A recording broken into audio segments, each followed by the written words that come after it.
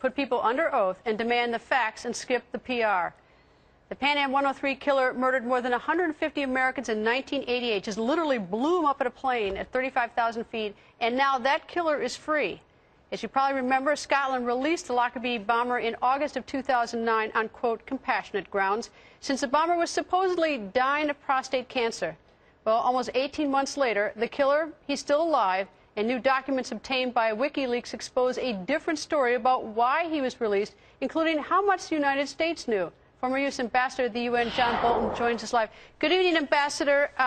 Ambassador, I know everyone's scandalized and horrified. These WikiLeaks are just a terrible thing and have jeopardized many parts of our international diplomacy.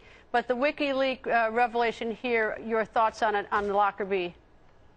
Well, I think it shows what many people worried about, that Britain was very much consumed with commercial business considerations in making the decision to release al-Megrahi back to Libya.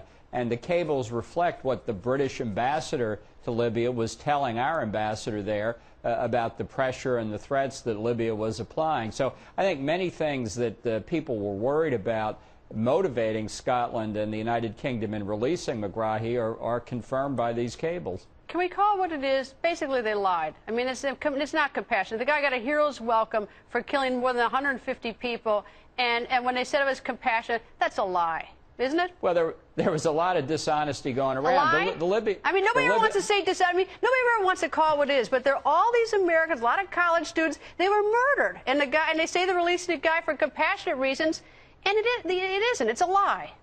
Well, it's actually worse than a lie. The Scottish and British governments broke their word to the United States. You know, we had jurisdiction over al-Megrahi. He killed 189 Americans. We agreed to let him be tried in Scotland on the ground that he would be kept in a Scottish prison if he were convicted. We gave up the death penalty by allowing Scotland to conduct the trial. So this idea that somehow they could make an independent decision was just wrong from the beginning. But is it also, I mean, you talked about the cables. It almost looks like the United States is being deceitful to the families of the people who died there and also to the victims, because when he was released in August of 2009, everyone sort of expressed horror, like how horrible that Scotland did this to us on compassionate grounds, how wrong it is. But if you go to the WikiLeaks, it turns out that about 10 months earlier, that on October 24th, 2008, there was a U.S. cable warning that the United Kingdom was caught between a rock and a hard place if early release was not handled properly. So that we knew almost a year before that this was coming down the pike. We knew that, and in addition, I think the State Department nodded and winked at the British authorities to say we would understand. We hoped they wouldn't do it, but we would understand. So there's a little lying going on the American side, too. The impression that the administration tried to leave was we worked hard to stop it, but fundamentally, I think the Brits and the Scottish thought if they did it, it would not cause the outrage that it has. If we had asked them not to, with all the sort of diplomatic muscle we have, it's not asking. It's not even asking. Could the United States have prevented that release?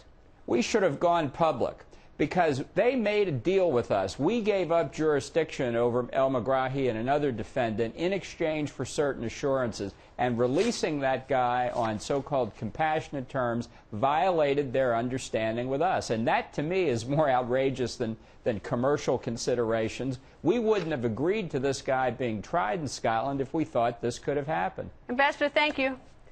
Right. 270 innocent people, 189 Americans murdered when Pan Am 103 was blown up in 1988. Bert Ammerman joins us live. His brother Tom was killed in the bombing. Has the U.S. been deceitful? Have they lied to you? Absolutely. And we've had to fight our government for 22 years, and anything we've ever gotten is we've had to embarrass them or put pressure on them.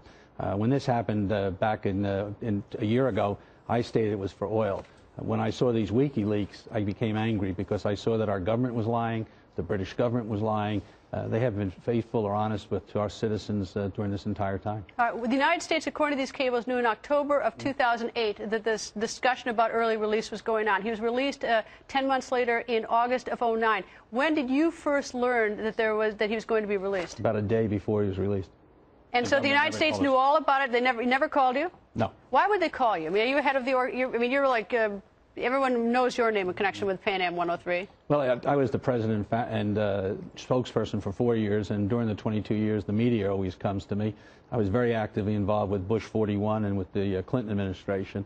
But the government in this particular case was very silent to the end in talking to any of the families because they knew what our reaction was going to be. And in all due respect to the ambassador, we got the trial in the Netherlands. Me and 3 other people made that recommendation to do it there under Scottish law, and Secretary of State Albright and Sandy Berger went, and Mandela got it done. Our government didn't get it done. We made that statement. We got vilified for it. It took place. He is right. Should have stayed in Scotland. Should have stayed in prison for 20 years.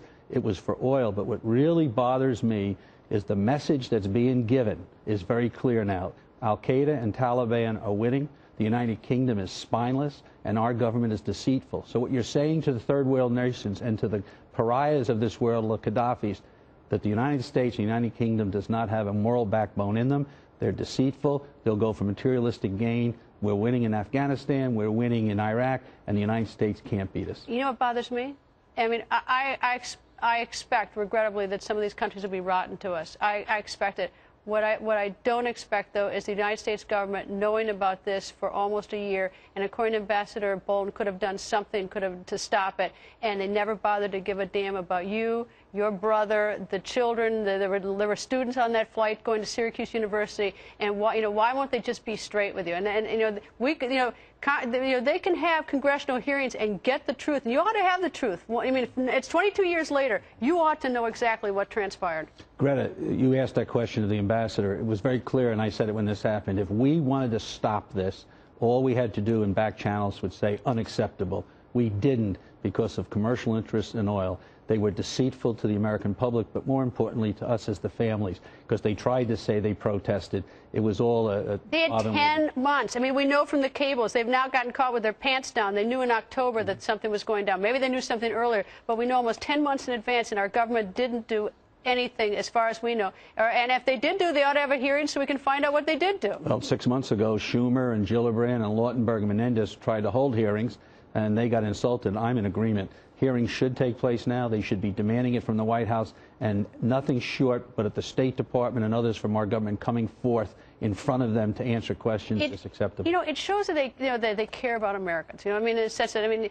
I really believe the families ought to know what happened. And, that for commercial interests, that's just unacceptable. Unacceptable. We have always said, just tell us the truth.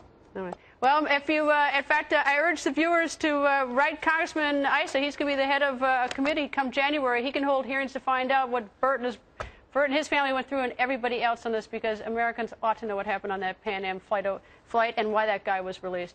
Bert, thank you. Thank you.